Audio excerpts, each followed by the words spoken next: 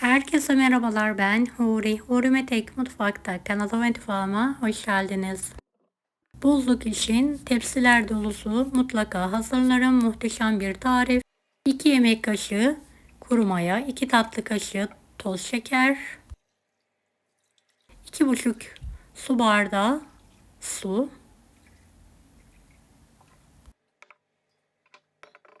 2 tatlı kaşığı tuz, 5,5-6 su bardağına yakın un azar azar ekleyelim.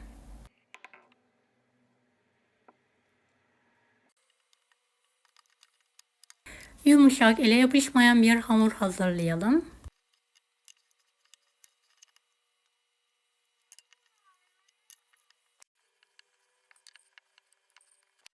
Evet, hamuru çok güzel bir şekilde toparladım. Ortadan ikiye keserek uzaltıyorum.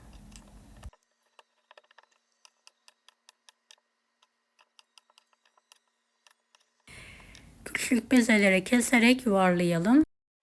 32 tane bezeyi yuvarladım. Biraz dinlendirdikten sonra çay tabağı büyüklüğünde hafif bir şekilde açıyorum.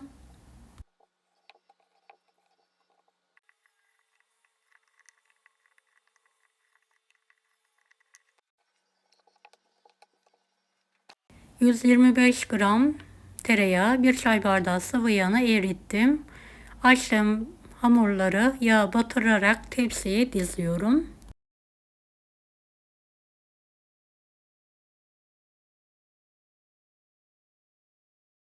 Beni hangi ülkeden ve yağ şehirden izliyorsunuz merak ediyorum. Yoruma yazarsanız sevinirim.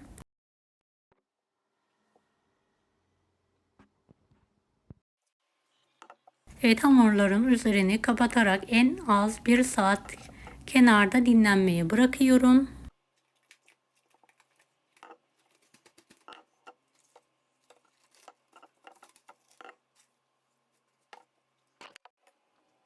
İç harcımız için bir tane büyük kuru soğanı yemeklik olacak şekilde ince ince doğruyorum.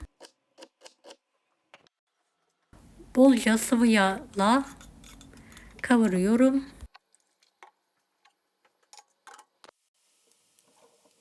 Evet, kokusu çıkana kadar kavuralım.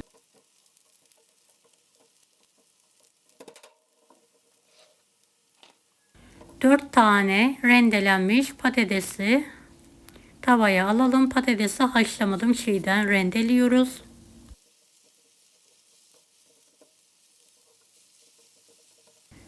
Evet, yüksek ateşte soğanla birlikte kavuralım.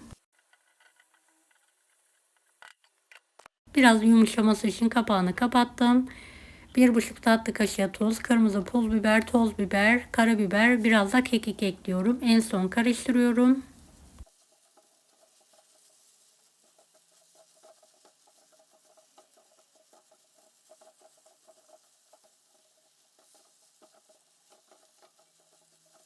Altını kapatalım ve soğuması için kenara kaldıralım. Dilerseniz maydanoz, dilerseniz dereotu ekleyebilirsiniz.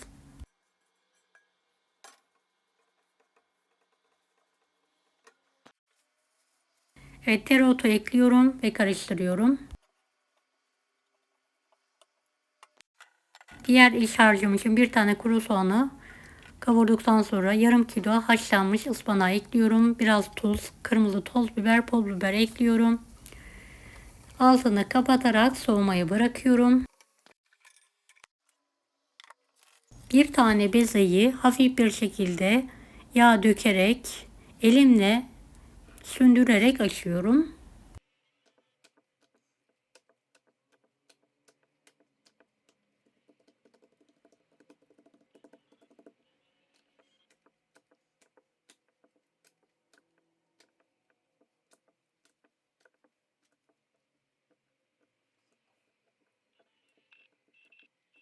Evet, şöyle kenarlarından çekerek inceltelim.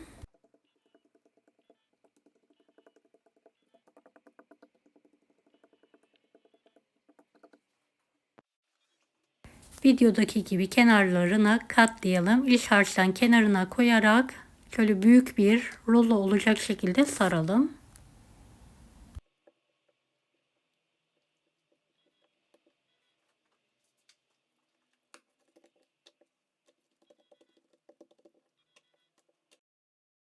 Evet, diğerlerini de aynı şekilde bir tepsi dolana kadar hazırlıyorum.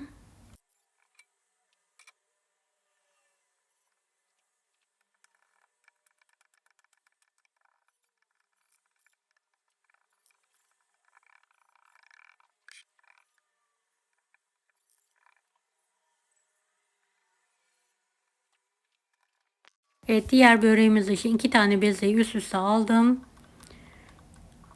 Sündürerek açıyorum.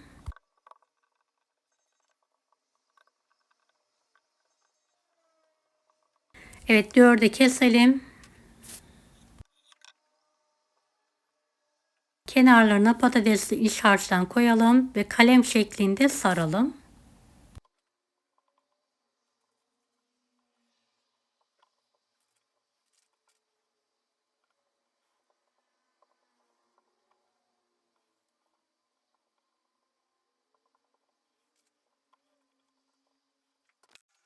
Tekrardan 2 tane bezeyi sündürerek açalım. Kenarını katlayalım. Ispanaklı iç harçtan kenarına şerit halinde koyduktan sonra rulo şekilde saralım ve videodaki gibi hazırlayalım.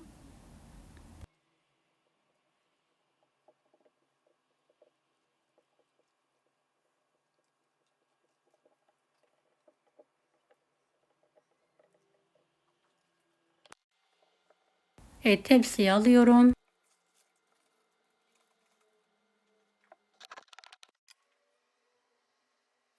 Üzerlerine bir kase dolusu sıvı yağ sürüyorum. Diğer böreklerimi de sıvı yağ gezdiriyorum. Hava almayacak şekilde streçleyerek buzluğa kaldırıyorum.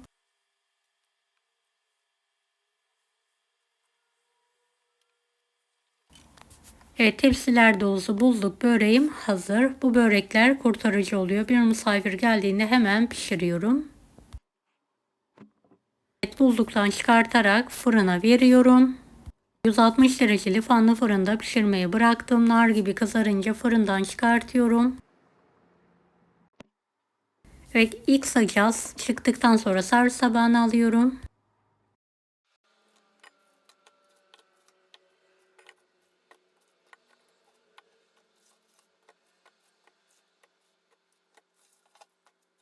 Çıtır çıtır patatesli böreğim hazır.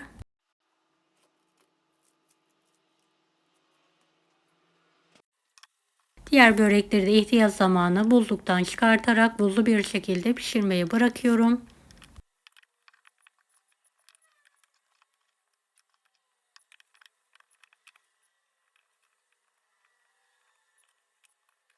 Evet, 160 dereceli fanlı fırının orta rafına alarak pişirmeye bırakıyorum.